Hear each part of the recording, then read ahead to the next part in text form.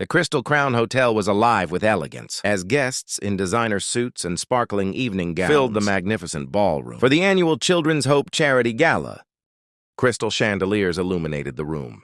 Soft classical music floated through the air, and waiters carried silver trays filled with drinks and appetizers. Cameras flashed as reporters photographed some of the city's most influential people. Among them stood billionaire Richard Lawson, a man admired for his extraordinary success in business, but known by those close to him as a devoted father. Since losing his wife, Emily, in a tragic boating accident 5 years earlier, Richard had dedicated his life to raising their daughter, Sophie. Although the authorities had declared Emily dead after an extensive search, Richard had never completely accepted that she was truly gone. 11-year-old Sophie stayed close to her father throughout the evening, politely greeting guests before wandering toward the dessert table. She enjoyed watching the chefs decorate cakes and the waitresses carefully arrange elegant desserts. As she admired the display, her attention shifted to a waitress emerging from the kitchen. Carrying a silver tray, the woman moved gracefully through the crowd, smiling warmly at guests. There was something strangely familiar about her. Sophie's heart suddenly began beating faster. She watched as the waitress tucked a loose strand of brown hair behind her ear. Then she noticed the tiny birthmark above the woman's left eyebrow. It was exactly like her mother's daddy. Sophie whispered. Richard was busy speaking with several charity sponsors and didn't hear her daddy. She called again, louder this time. He immediately excused himself and walked over. "What is it, sweetheart?" With trembling hands, Sophie pointed toward the waitress. That's Mom. Richard's face softened with sadness. Over the years, Sophie had sometimes imagined seeing her mother in crowds.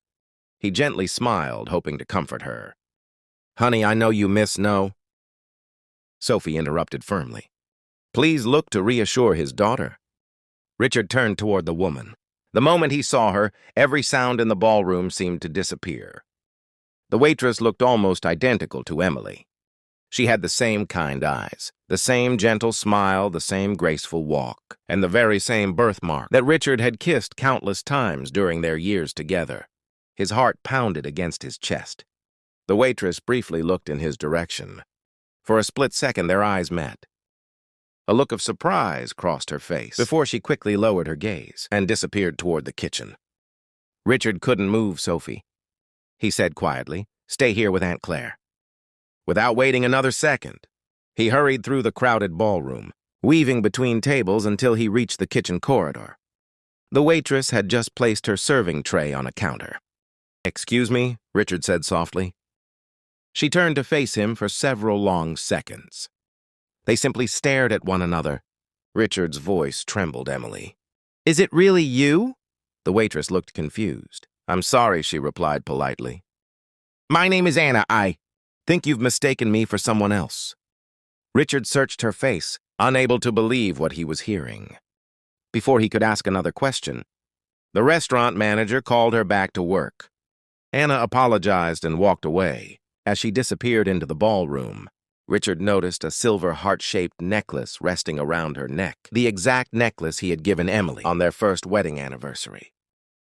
Standing alone in the hallway, he whispered to himself, "If you're not Emily, then how do you have her necklace?"